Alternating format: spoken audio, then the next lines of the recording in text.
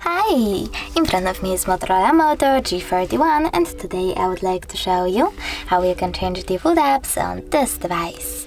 First of all, go into Play Store and download your new default app. I already did that because it was taking ages. So I have my Opera mini browser. Now I have to go into Settings and tap on Apps and Notifications. Then choose Advanced over here, click on Default Apps and tap on, in my case, Browser App section. Pick one of the browsers by clicking on the one that you wish to set up, like Opera, and go back. And now as you can see, my default app has changed. Thanks so much for watching. If you enjoyed this video, leave a like, comment and subscribe. Bye!